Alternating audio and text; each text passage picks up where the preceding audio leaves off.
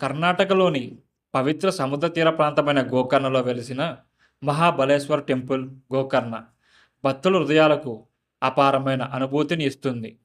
ఈ ఆలయం పరమశివునికి అంకితం చేయబడింది. ఇక్కడ ప్రధాన ప్రత్యేకత ఆత్మలింగం. ఇది శివుడి అసలైన శక్తి స్వరూపంగా భావించబడుతుంది.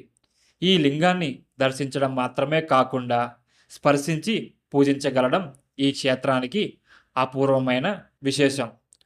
పురాణ గ్రంథాల ప్రకారం లంకాధిపతి రావణుడు శివుడిపై తీవ్రమైన భక్తితో కైలాసానికి వెళ్ళి అతని నుండి ఆత్మలింగాన్ని వరంగా పొందాడు. అయితే ఈ ఆత్మలింగం ఎక్కడ ఉంచితే అక్కడ శాశ్వతంగా స్థిరపడిపోతుందనే నియమం ఉంది. దేవతలు రావణుని శక్తి తగ్గించేందుకు వినాయకుడి సహాయంతో ఒక ఉపాయం ఆచరించారు. బాలబ్రాహ్మణ రూపంలో వినాయకుడు వచ్చి రావణ్ణి మోసం చేసి ఆత్మలింగాన్ని గోకర్ణలో నేలపై ఉంచాడు. అప్పటి నుండి అక్కడే స్థిరపడి గోకర్ణ పవిత్ర క్షేత్రంగా మారింది. గోకర్ణం అనే పేరు కూడా ఎంతో ప్రత్యేకం. గో అంటే ఆవు, కర్ణ అంటే చెవి.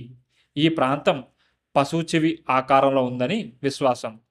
సముద్ర తీరంలో అలలు మృదువుగా తాకుతూ ఉండే ప్రదేశం భక్తికి తోడు ప్రశాంతతను కూడా ఇస్తుంది.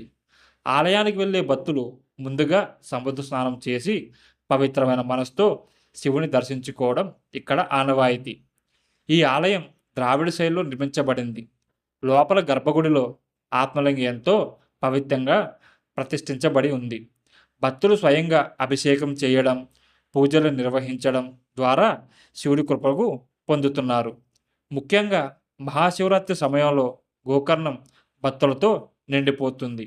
ఆ రాత్రి శివుని నామస్మరణతో దీపాల వెలుగులతో ఆలయం ఒక దివ్య లోకంగా మారిపోతుంది. గోకర్ణం అనేది కేవలం ఒక యాత్రాస్థలం కాదు, అది మనసుకు శాంతినిచ్చే, ఆత్మ పవిత్రం చేసే శివక్షేత్రం. ఇక్కడ ప్రతి గాలి, ప్రతి అల ఓం నమఃశివాయ అనే నాదాన్ని వినిపిస్తున్నట్లు అనిపిస్తుంది.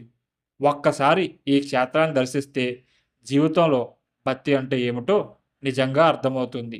ఓం నమఃశివాయ.